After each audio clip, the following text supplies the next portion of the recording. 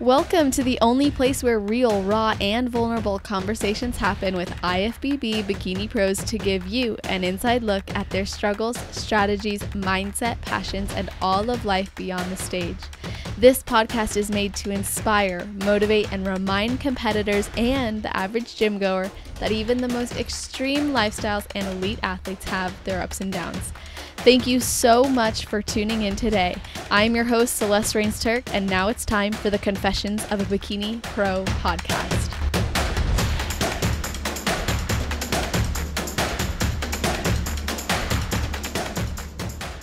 This episode is going to be an awesome one, and I am super excited about our guest, but I wanted to start off by saying thank you to all the new listeners. Just thank you so much for tuning in, and to those of you who come on every single week, thank you guys so much too. My goal this year in 2019 is really to release an episode every week, so I'm working hard to make that happen.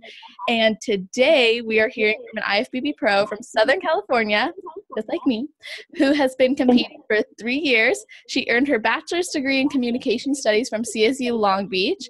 She's getting married this year, and she's looking forward to her journey as an IFBB pro since she earned her pro card at USA. So how are you doing, Kasha Rusch? I'm doing really well. Thank you for having me. I'm excited to be on the podcast this morning. It's raining where I am, so it's like podcast and chill weather. It totally is. Same here. I was like, oh my gosh, the other day, I hope it doesn't start thundering, but I doubt they'd be able to hear it. Yeah. So like I told you, like before we started, I'm just really looking forward to this conversation. I have a lot planned, but I always start every single episode just asking, like, do you have a ritual or a thought process or something you do right before you step on stage? Honestly, I am very spiritual, and the one thing that helped me the most before stepping on stage at USA's, I swear I didn't even put my heels on until they were calling my class to go up. I was just laying in the back. I had my headphones on and I was listening just to worship music, and I was just sleeping, and I was just like getting totally relaxed because I feel like I get in my head a lot. And this last show really just, showed me that it doesn't matter what anyone else is doing. You can't change anything in this moment, and you just have to relax and just do the absolute best that you can. And that's what I did. And I know that from here on out, that's probably what I'm going to be doing. That's awesome. That is so good to hear. Like, especially your point about how it doesn't really matter what others are doing, because I think it's easy backstage to kind of get wrapped up in the chaos or the conversations. And obviously relaxing is beneficial for you. And there was someone recently who came on and she's like, I have to talk to everybody. I was like, okay, I get it. Yeah, no, and that's all great. That's amazing. I love, meeting, seeing your friends that through social media and talking to all the girls. And I love meeting people from everywhere, but I just found what was most beneficial to me, and just now my own little ritual, is just pick a playlist, that relaxes me. For me, that's my worship music, and I just sit and I chill out and I kind of reflect on everything. And I think that just puts me at peace and just puts me in the right mindset just to get up there and just be calm. Yeah, that's awesome. And it obviously worked for you. You ended up on top, which is so good. And something that I just love about your post, and a big reason why I followed you, like I was telling you before, is just that you're a promoter of body positivity at all stages. And this is something I think that the competitor space really, really needs. And one of your posts a while back just really stood out to me. And you said you're taking responsibility for the way you speak about your body, and that you're never going to refer to yourself as fluffy in the off season.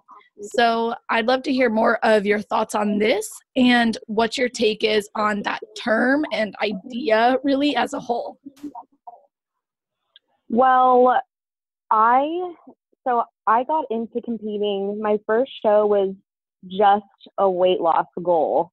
So I wasn't liking where I really was in my life. I had a really for body image, I struggled with my weight in high school and early college. I had a really bad soccer injury. I tore my MCL and I was out for over a year. And I gained, I was probably about 30 pounds heavier than I am now, which people don't believe me when I say that because my frame now is, I guess, smaller, but it's true. And so I did develop a really poor body image, and I went into my first show, and I don't recommend anyone going into their first show with this mindset, but I just went in with the idea that I don't care how I place, but I'm going to lose all this weight and, it's going to make me happy. So after competing in my first show, and, I think I was 114 on stage for my first show. So going from like 150 to 114 is like a huge jump. And I realized after that, and I think my first post about body positivity was after that. And it was like a Facebook status. And I basically touched on the fact that, I'm this much smaller now. I'm still, my mental state is still the same as it was before. So just because I lost the weight really didn't mean that I saw myself any better or that I didn't still pick myself apart. And after that, I took about a year and a half off until I competed again because I realized that I loved it, but I didn't want to do another show until I could find some kind of balance and I could look at myself and love myself really, if I was shredded or not. And so that in itself was like a journey for me because I, would say such mean things to myself in my head. And I really just wanted to develop a stronger mindset. So I'm really big. I see it all over social media, when girls are, in their off season calling themselves fat or fluffy, or they put on the extra weight, which is fine. But from the average person looking at us, that's not fat and that's not fluffy by any means. And I actually just looked at a picture that I posted, like, it was like a week, 2 weeks after my last show. And I remember looking at that picture and thinking that I wasn't, I'm not as cut anymore. And then I looked at it again the other day and I was like, oh my gosh, I am so shredded. Like, what was I thinking? And so that right there was when I realized how important it is to share that message because, a lot of girls are posting throwback pictures of themselves, and you want to present a very authentic self on your Instagram. And I want to be true to myself. And, I don't want anyone to, I just don't want anyone to look at my Instagram or find my Instagram and then feel bad about themselves because they see something that they feel is not achievable. Wow. And yeah.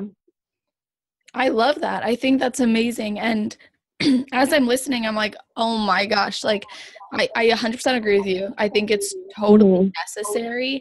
And I had a similar situation happen with my own journey in bodybuilding, so to speak. It was 2015. I did my very first show. And it was not so much a weight loss goal. It was more so to see how far I could push myself because I was really loving like fitness and nutrition and all of this. I was already living that lifestyle. I thought, okay, well, like I might as well do a show, see what I have. But when I very first got into fitness, I was very depressed and anxious. And I thought that it was like a great solution, but it really was more of a band-aid.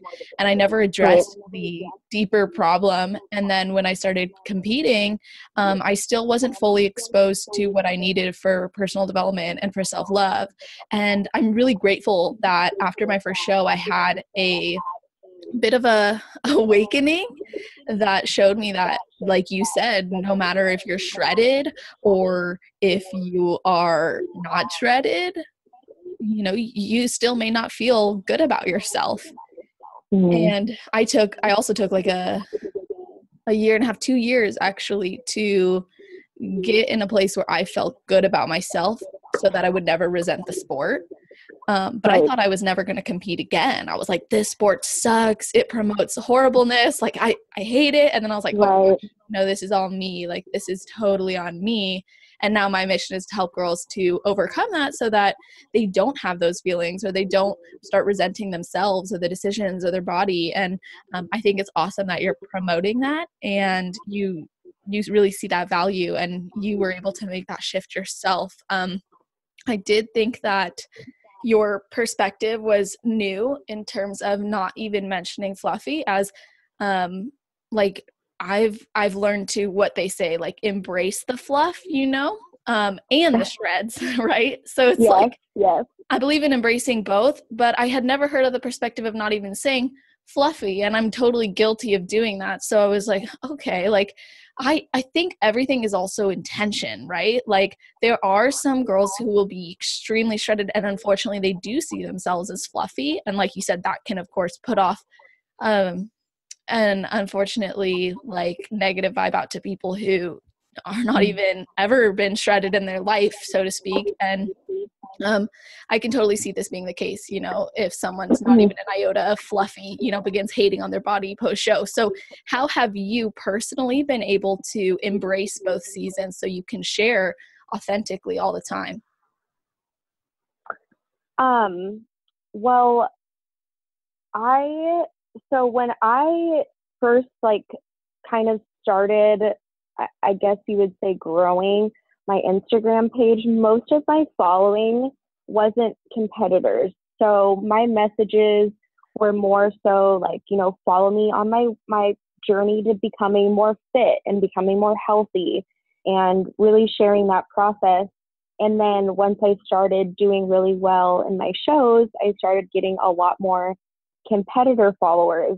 And then I started seeing myself, conforming a little bit to what I should be posting, because I have these competitors now following me, and thinking or feeling the pressure of, staying shredded, posting the shredded pictures, doing things that I saw other competitors posting. And I realized that isn't, although I love that I have, a bunch of competitor followers, and I love that part of my page, but it all started, and the reason why people started following me was because I was posting for regular people who wanted some motivation to change their lifestyle.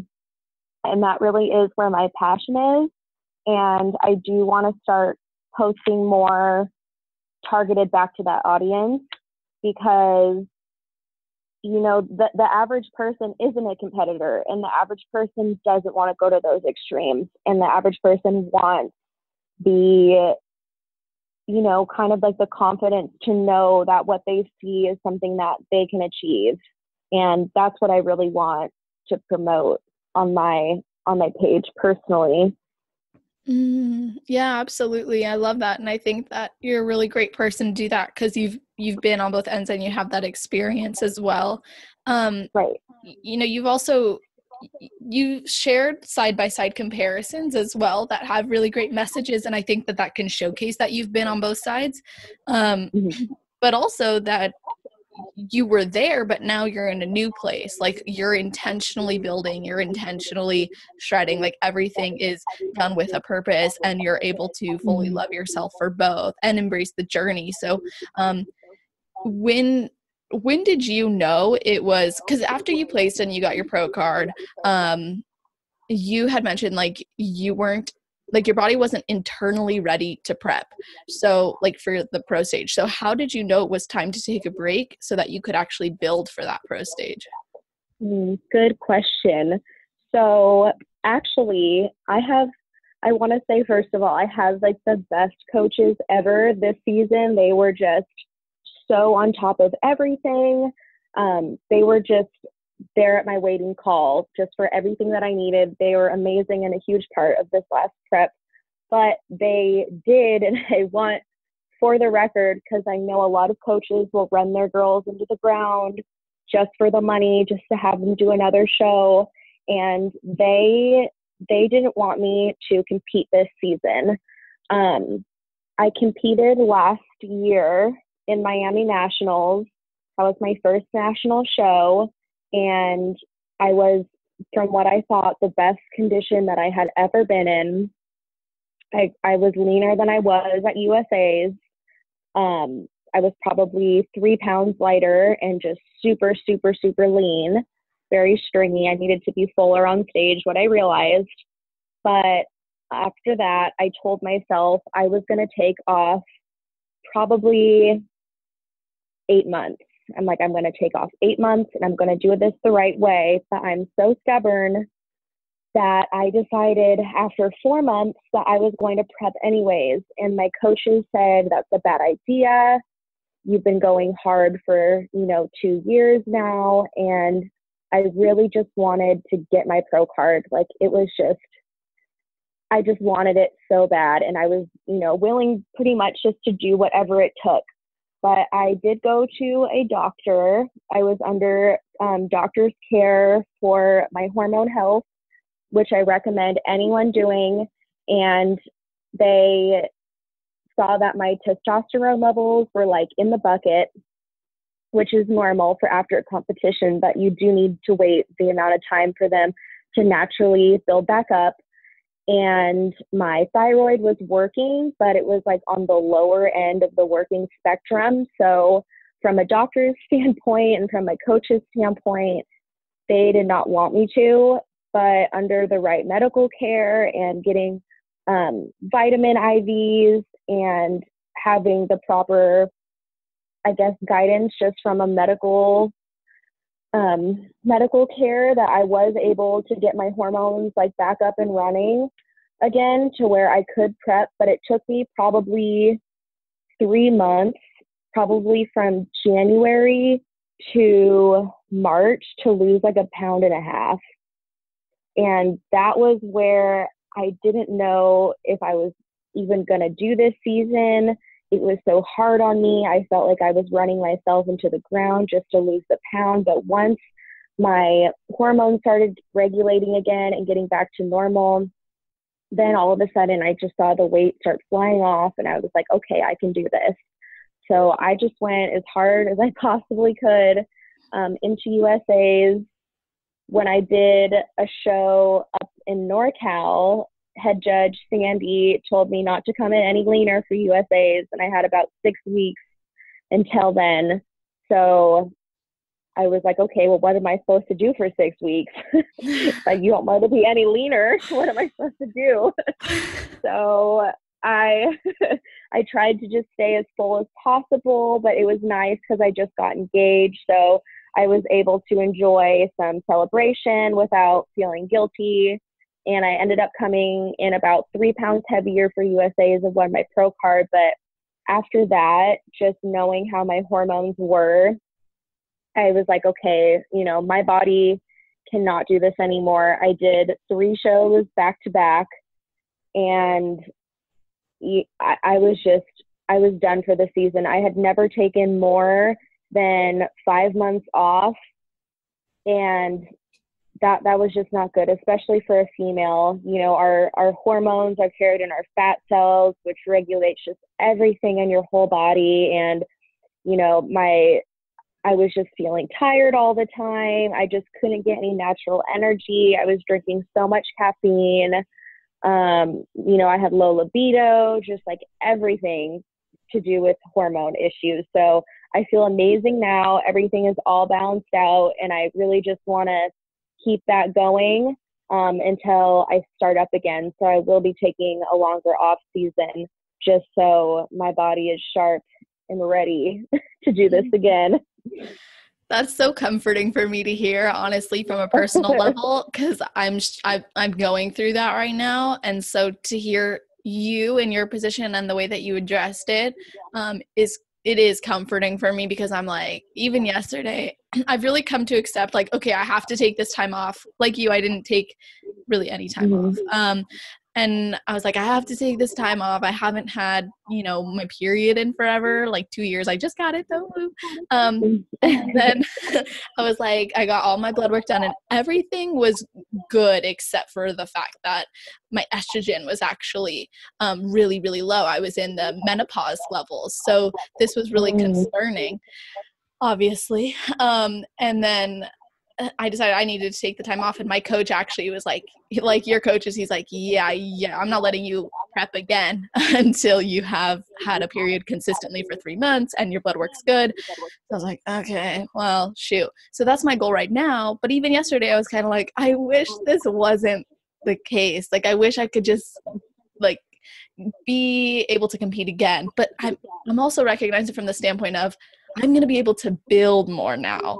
I'm going to be able to use this as my advantage, but it does still kind of pose that mental challenge of, okay, like I have to do this. So when you're looking at managing your hormones throughout a prep as well, so that you don't have to, I guess, clean it up later, do you do anything throughout preps to keep it where they need to be, or at least in a healthy position?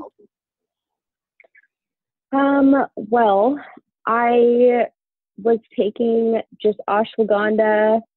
I was taking a lot of herbal, like holistic. I'm really into like the holistic healing. So I went to the doctor that I was seeing was also like a holistic doctor, and he was awesome.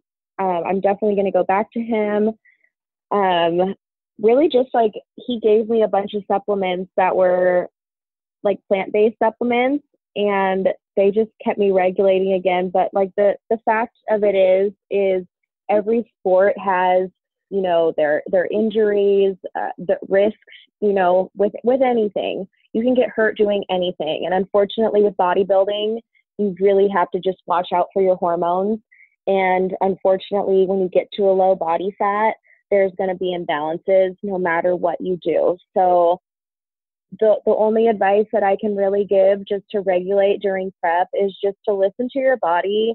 And, if you see signs, you can really tell if your hormones are bad with your hair and your skin and your nails. So if your nails are getting brittle, your hair's, looking thin, your skin's extra dry, that can be your thyroid. If you're, really tired, if you, look at your caffeine consumption. What do you need to stay awake? You're not producing enough natural energy on your own. So you really just need to listen to your body. And if you're seeing these signs, just stop, and wait until that builds up again, because it's really not worth the long-term damage.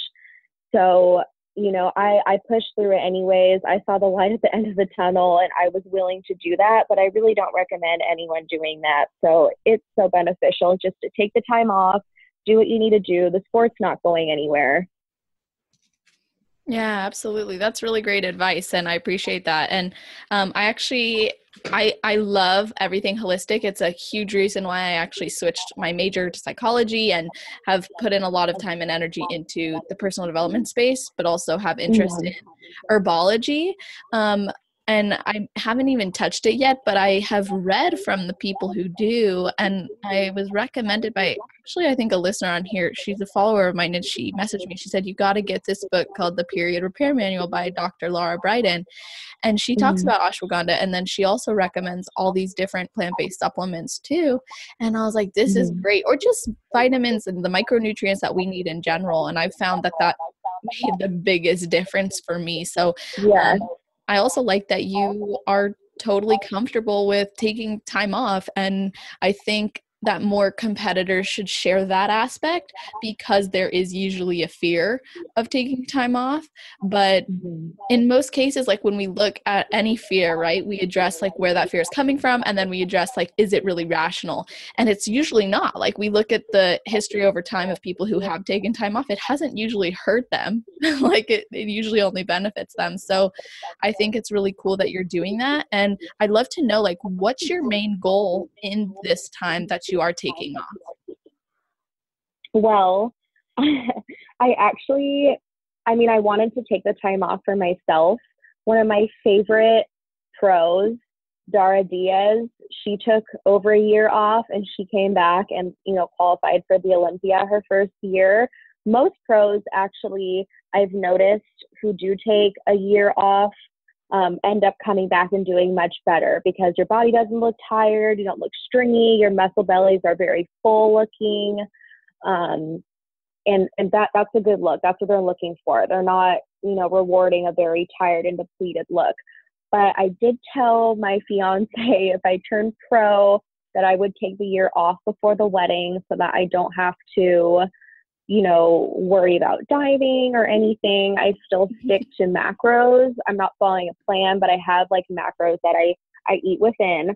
But my goal, my feedback from USA's was to fill out my shoulders a little bit more. And they said, don't change anything else. So my upper body, I don't know why, my shoulders, like, they're the hardest for me to grow. They just like don't grow. I feel like I can grow everything else except my shoulders and my calves. I have the smallest calves. Really? Like yes, I tell myself I'm team horse legs because I have like crazy quads and hamstrings, and then they just like narrow down into my calves that are just non-existent. So I want to build. I'm trying to build my shoulders and my calves and just stay as full as possible. And my other goal for this off season, just because I really want to be an ambassador of just fitness, as a whole. So I'm going to start incorporating kickboxing again. And my fiance is a professional MMA fighter. So I started my fitness actually doing kickboxing. And I stopped because I got in a car accident 2 years ago and I got really bad nerve damage in my wrist. So I really want to start, doing that again. I want to start doing some yoga. My coaches, they train strongman. And that was actually a lot of how I built up the muscle that I have, was training in a strongman style and a powerlifting style. So I really want to show more, just all aspects of fitness. And I want to show that there isn't just, one way to do things. A lot of people, when I tell them how I train, they're like, you train that way? That's not how a bikini girl should train. But, there's more than one way. There's more than one way to do things. And my goal for this off season is really just to show that there are other training styles out there, and like you can mix it up and you can have fun with what you're doing. So I really just want to promote fitness as a whole this off season. I really love that. And I definitely love that your approach is different. I actually literally wrote it down to ask you about your approach and the strongman and the powerlifting training. But I just want to say that I think it's really cool that you are promoting that. And it's so true. Like, there are so many different ways. Like, you can look and you can talk to a lot of different competitors, like from a pool of, let's say, like 1,000 competitors, no matter what division. Like, you will find there's a difference in the way they train or the way that they eat. Something's different. And I personally love MMA too, so I think that's awesome that you're getting into kickboxing again. And like I said, I admire that you take your training approach a lot differently, and people do give you that, like, what the heck, a bikini competitor's not supposed to train like that. So can you kind of break that down for the listeners, like how it is that you train differently, maybe from the improvement season than others, and maybe your prep as well? Okay, so my coaches, my coaches and my fiance, they own a gym together. So I've known my coaches for a long time before they were even coaching me. And going into this season, they'd always done my nutrition, but not really my training, because they trained strongman, they trained powerlifting, and that little part of me just wasn't ready to let go of the fact that bikini girls don't train that way. I'm going to get too big, this and that. So I just told them, I just let go, and I'm like, I'm going to do whatever you tell me to do. So get me on a program. After Miami, I realized I definitely needed to add some size. I needed fullness. I needed some density. So I just let them make me a program. So there was a really huge change in my physique from Miami going into my last season. And to be totally honest, when I was really trying to put on size, I only did a few main movements, and I did like the sets for like 5 sets of 8, really heavy. And I would do deadlifts, barbell rows, rack pulls, shoulder presses with a barbell, and hip thrusts, and also bench press. So I bench pressed a lot, and that changed my upper body significantly. But I noticed I was only doing like barbell movements, and I was getting so tired after these workouts. I was just taxed. Like I was going so heavy, like I wasn't huffing and puffing like you would after you're doing like a circuit-based workout. When you kind of do bodybuilding style, when you separate your days, like shoulders, back, legs, glutes, hamstrings, whatever. So I was hitting full body every day. And that's where I noticed the most composition change. So not necessarily I'm getting super shredded by doing this, and I'm not necessarily losing weight by doing this. I might be gaining weight by doing this, but I actually saw changes in the way that my body, like in your actual composition. So I was not getting leaner, but I'm like, oh, like I feel like I'm changing, like my shoulders are broader. I noticed, more width to my back. My glutes are popping. I can see my hamstrings through my pants right now. Like I just started seeing like really amazing changes and really breaking it down to the basics. I got back into pull-ups. I was doing a lot of metabolic conditioning. So that was like, for instance, my coaches would have me do sled sprints, and they would time that, and then they would time my break, and they would do that kind of along with where my heart rate was. And once that got to a certain number, I would be doing like a yoke carry. Do you know what a yoke is? No. Okay, so that's like a strongman type tool, but it looks like it's almost like it's carrying like a squat rack around you. Oh Like yeah, it's I called a know yoke. exactly. Yeah. When they go around in the So circle and they're doing they're like holding it and they walk in the strongman competitions. Is that when they're like, right. okay, got it. Yeah. Yeah. So they're having me do, all this crazy strongman stuff. And I just started noticing like all this density, just stuff I've never seen my body change this way. And then once we wanted to transition to me cutting down, we did move away a little bit from the main movers, and that's when we started switching up my set and rep ranges. So instead of doing lower sets, or higher sets with lower reps, I was doing like 3 sets of 15. So now we're just trying to carve everything out at this point. I'm not trying to put on any more size. We're just trying to add the definition back. And of course, slowly adding in the cardio again. So that's kind of how things switched. And that is what I'm doing right now. I like to do my main movers. I hit full body every day. So that's kind of weird. Wow. So yeah, I do full body every day, and I take as many rest days as I need because you're going to be really taxed by that. So let me just give you an example of like a workout that I did a few weeks ago. So I like to usually only use, if I can just stay at a squat rack and just use the barbell, that's kind of ideal. So I'll go in and I'll do like 5 sets of hip thrusts, and then I'll go into RDLs with the barbell, and I'll do 5 sets of RDLs. And then I'll put it, around my shoulders. I'll do some split squats with that. And then I'll go into some shoulder press and bent over rows. And then if I want to pump anything out, I'll grab some dumbbells and just do, some lateral raises or rear delt flies or whatever, if I want to just add a little more volume to an area. But I realized for me, and what works best wasn't necessarily just the volume training. It was really focusing on the weight and just doing compound movements. Wow, that's awesome. And my boyfriend, he does a lot of powerlifting, like that's his go-to Mhm. style, and he'll be like so exhausted after his Yeah. workouts or after even just a couple sets, because it's like you're carrying a lot of weight and you're being very, very specific about the way that you're executing the process as well. Right. I can't imagine doing all those main movers in one workout, but I think that that's really, really, I mean, it's obviously worked for you, and it seems like a very powerful way to create a shift in body composition for sure.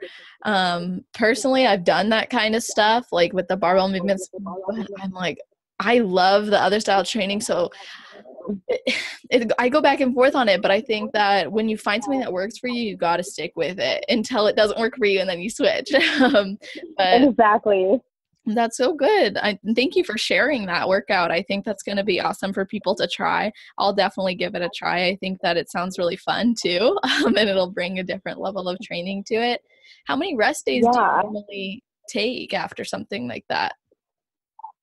So okay, it depends because it's really taxing. So, and it really does make you feel like a badass because you're just pulling all this weight, on a barbell, and it really does look like you know what you're doing when you're doing it. So it depends on what I need. In my off season, I really listen to my body. If I'm only lifting 4 days a week, then I will only lift 4 days a week. If I can do 5, I'll do 5. But when I'm competing, I'll take 1 to 2 days off. Usually when I'm like in the zone, I'm working out 6 days a week. And, if the 6th day just needs to be like cardio and like accessory, even just body weight movements, I'll do that. But in my off season, I am really focusing on not breaking myself down and listening to my body when it needs to rest. Because I could wake up and just feel so tired and exhausted. And when people say team no days off, like that's usually not a good idea. You'll actually notice a lot more benefit from just resting and letting your body rebuild. Your muscles are probably, torn because they're, you broke them down, you're building them up again. So if I need to take 3 days off, I will. If I need to take 2 days off, I will. If I need to take 1 day off, I will. But I'll take as many as I need. So sometimes I only work out 4 days a week. Yeah, train smarter, right? It's Yes, train smarter, not harder. That's what my coaches used to have to like tell me, like, get out of the gym. They'd see me, like, I'd have to sneak in there because I'd be back to train again. And they're like, what are you doing? And that is when I noticed my physique from Miami. That was very shredded, very lean, very stringy. So my physique at USA's, which was rested, it was full. My muscles were like voluptuous, but like they were not depleted at all. I barely had to pump up. Like I just didn't really have to do anything. So, yeah, that's when I realized, okay, like this actually works. I don't need to, just because I think it's cool, team no days off, like I'm not going to do that. I'm going to listen to what I need and do what I feel is right for my body. Yes, exactly. And then you ended up obviously being a really great example of how that works too. So Yes. I think that's really good, and definitely an important message. I actually notice a lot of people when they just get into fitness. I was totally guilty of this. Not Mhm. guilty of it, I shouldn't say that, but more like misled. I thought like, okay, you have to train every single day as hard as freaking possible and only take 1 day off. And on that day off, maybe you should do a little bit of active movement. And like looking back, I've totally shifted my perspective since then. It's like, okay, train hard and train smart, but then when your body is feeling broken down, why would you continue to break it down? Like it obviously needs to reset and rebuild, like you said. So I think Right. And obviously smart. exactly. And we don't feel alone. I think every single person was once a victim to just go for it. Train as hard as you possibly can, as long as you possibly can. So We've Yeah. all been there. Looking back, it's like, shoot, like think of all the like newbie gains that could have been made so much more effectively. Right, right. But, as part of that process, we come out so much smarter. And even like what you were talking about earlier, like the challenges that you face with your hormones, it's like, even though you were so hungry for that card and you ended up getting it, but you were still aware of problems that needed to be addressed and dealt with. You didn't just turn a blind eye to it, so to say, like, weren't just like, oh, let's pretend that's not a problem. And the way you Right. also mentioned, like other sports have injuries and risks, and obviously you can walk down the street and like break your face open, but that's extreme. But in Yeah. bodybuilding, like you said, like it's about the hormones, and I think that's a really great way to put it. Even like my coach and my boyfriend were like, you have to look at this as an injury, right? It needs to heal. So once you get back, you'll be better. And when you mentioned Dara, I was like, I need to get in contact with her. So I'll talk to you about that after. But I would love to know from you, like, what kind of mark, and you kind of touched on this in saying that you really want to shift more towards like the average person, really making sure that they can see you as someone they can achieve and it's attainable and it's healthy. But what kind of mark do you hope to make on the industry of competing? Well, as I said before, this was, when I started, it was really a weight loss goal. And because I had such poor body image, I think you said that you also struggled with this, but I was so anxious. I had such bad anxiety when I was in high school. I was on all sorts of medication. I just felt like the anxiety made me feel like I just had no control over anything. And bodybuilding gave me something that I felt like I could control, and it gave me an outlet to control my anxiety, and it put me in a place mentally where I don't have to be on medication anymore because I have an outlet for that. And I think that's the mark that I wanted to make on bodybuilding is I wanted people to see that I came from such a place of just with my background and the things that I've been through in my life. I was in such a place of distress and feelings of helplessness, and that I had no control over my life and my circumstances. And I felt like I was kind of like a rookie, kind of like an underdog. I was self-coached for my first two shows, which I won, which was crazy that I Wow. even did that. And then it was really just passion and like just wanting so bad to change my life. And I wanted other people to see that you can be in like a low spot and like you can get the mental strength to pull yourself out of that spot. And so for bodybuilding, like I really just want, like, I really just want to help people. Like I want to go to the Olympia one day. Hopefully that is a goal. Am I going to win Miss Bikini Olympia? I don't know, but I really want, people to look at me, and I just want people to think like, oh, she can do it. I can do it too. That's really something that I want. I never, ever in a million years would have thought that I would be doing this. Thinking where I was, 10 years ago to now, it's just a complete 360, just totally different lifestyles. And this was probably always something that I thought in my wildest dreams I could do, and I did it. So I don't want anyone to be held back by the way that they see themselves now, by, the physical shape they feel they're in now. You can change it. You just have to want to bad enough. Like, I've posted about it a couple times, and people ask me, what did you do? Like, what did you do to just get so motivated? How do you have so much self-control? How do you have so much determination? And it really was, I really just remember the day I just woke up and I'm like, I'm tired of feeling the way that I feel right now. I'm tired of going through every single day feeling like I have no control over my life, feeling like I'm so anxious. Like, I give in to my cravings, I give in to the bad habits that I've formed for my life, and I have to change something or nothing's going to change. It starts with me. No one's going to do it for you. So, I want to help people find like that inner drive to just change their life and like create the happiness and like the joy that they want to live in their life. My gosh, that was so beautiful. I was like, this is amazing. I love hearing that. And I think that you're such a positive example and display of that already, and it can only get better from here. Yeah, I just think that's beautiful, and I relate.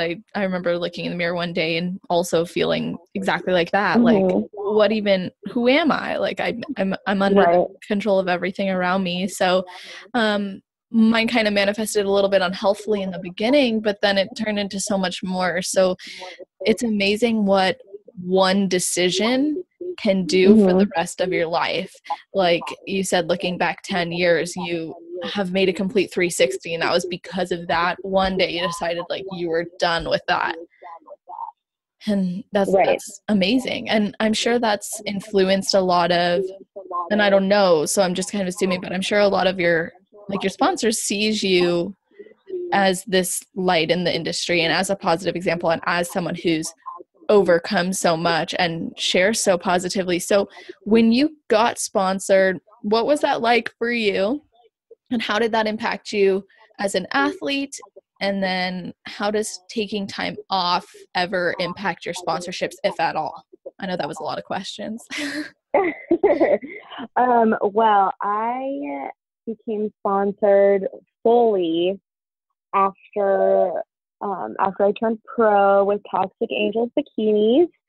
I reached out to them because I had always wanted to wear one of their suits, and they agreed to partially sponsor me going into USA's, and then if I became pro, it'd be a full sponsorship. So I did not get my sponsors because I have a lot of followers. I don't have a ton of followers, but the ones that I do have, like, really are like all about it. So, I mean, that was awesome. I really, as far as sponsorships are concerned, I used to just take them, left and right whenever anyone said they wanted to send me something or, have me as their affiliate or a brand ambassador. And you get so caught up in like, that's exciting and people want to sponsor you. But from what I realized is I really want a company to be excited about me, as excited as I am to be with them. And I want to grow with a company that actually just like believes in what I'm about, not because I have, tons of followers or whatever. So I was really happy that Toxic Angels, they don't sign a lot of athletes. They actually have probably a smaller amount of sponsorships than other suit companies. So I was very flattered that they reached out to me and they do want to sponsor me. And I love them. I love Margaret and Mary, who run the company. I love them, as friends and people, and they love me. And it's not because of my following. It's because they really want someone like me on their team. So that makes me really excited. And that's kind of my mindset going forward with any other sponsorship is I want to be with a company because not because they care about, how many followers I have, but because they're very excited to have me on their team. So I'm also signed with Built Apparel. I love Built Apparel. The quality of everything they make is awesome. I'm actually wearing all Built Apparel right now. It's just everything is just so soft. So I have Built Apparel, and I'm also sponsored by my gym and my coaches. They're House of Power. They're in Westminster in Southern California. They're an awesome gym, and they have programs for really any athlete, college athletes, strongman, jiu-jitsu, MMA, powerlifting, bodybuilding, anything you can imagine, we cater to over there. So they're awesome also. That's so awesome. I love that. It sounds like you guys really all love each other, which is really important. And I really admire that you set this standard for yourself, that you want a company to be just as excited about you as you are them. I think a lot of us get caught up in the follower count. One follower amount. I'm sorry. Once I get a certain amount of followers, then I'll be sponsorable. Then so-and-so will want to work with me. But but why, right? Like, this is just a value that we've created, but the true value lies in who we are and what we're bringing to the table and how we can make a real impact or represent a company in a certain way. And I think a company that sponsors someone like you, who has a clear message, is positive, has come a long way, is so much more powerful than just sponsoring someone who maybe doesn't share as openly or as much, but has a lot of followers. Mm-hmm. So I love that you set that standard. And I think that that's a great example for the people who are listening too, because I think a lot of us are always hopeful for that kind of a thing to come to us or happen, or, we reach out and they're just as interested. But I think people get held back from actually making those jumps or leaps of faith or reaching out because they think their follower count's going to hold them back. But obviously that's not the case. And I always like to kind of like wrap up the episode by asking you, what is a piece of advice that you would give to somebody who is thinking about competing? And then what advice you would give to someone who is currently competing and on the hunt for their pro card? So to someone who is thinking about competing, the advice that I would give is kind of letting them know that they need to be comfortable in knowing that this is not a sprint. And, the sprint to your first show, you may not be the best that you'll be on your second or your third show, but you have to go into it knowing that you are going to be the best that you can be that day, and you have to be willing to enjoy the process. I think that's where I've seen so many girls and girls that I've helped coach get very lost, is they're so excited for their first show. They're so excited to get shredded. And I'm like, hold on, you don't even know if you're going to like it yet. You need to enjoy the process. You haven't even gotten there. Mm-hmm. Let's enjoy the steps. Let's enjoy changing your habits and like all the good things that come with competing. Like, you're going to really learn how to organize your time. You're going to learn sacrifice, and you're going to learn, just a really deep willpower and determination to get certain things done. You become a lot more organized, and you become a lot more aware of your body and time conscious, and there's just so many good things that come out of it. So for your first show, I always say focus on those good things, focus on this as a learning experience and all the great things that are going to come out of it and what you're going to learn about yourself. My first prep, I think I learned the most about myself than anything else, because you really just see what you're capable of. So I think it's an awesome experience for anyone to try at least once. If you want to do it, it's amazing. For anyone chasing their pro card and who's done this a couple times,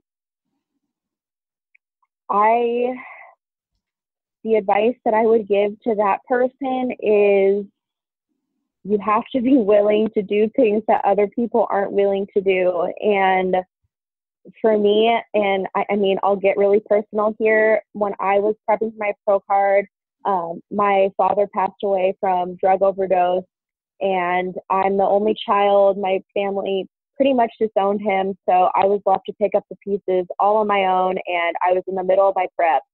And if you really want something, you're not going to let anything stop you from getting it. And so I was finishing school at the time, trying to graduate. I was picking up all the pieces from my dad passing away, and really to become pro or great at anything, like, you have to be able to compartmentalize your life, and you have to be able to see the light at the end of the tunnel no matter what. And I used my prep as therapy, and I used it I just used it as my outlet in that time of my life. And you just have to have the eye of the tiger, and you have to keep grinding. I didn't fall off my diet during that time, which I feel like most people would, just because you're sad and you're upset. And I kept doing what needed to be done, and I did not stop for anyone. And just keep going. Like, that is, to get your pro card, you just have to, you got to do it. You got to get up and do it. If it means, you know, if you're busy all day and you're like, oh, I'm going to skip today, like you don't skip today. You get up at 3 a.m. and you go work out, or you go work out late at night. You got to be on top of it. And that's what I realized was going to take me to the next level is when you get so competitive, there's no loophole. There's no easy way out. You got to go for it. You got to do whatever you feel is necessary to get there. So I just you can't let anything distract you. And that season, I did not let a single thing distract me from doing what I needed to do. Wow. That's really powerful. And thank you so much for sharing so openly and vulnerably as well. Well, I know you wanted to get down to the honesty and the nitty gritty. So that was a big part.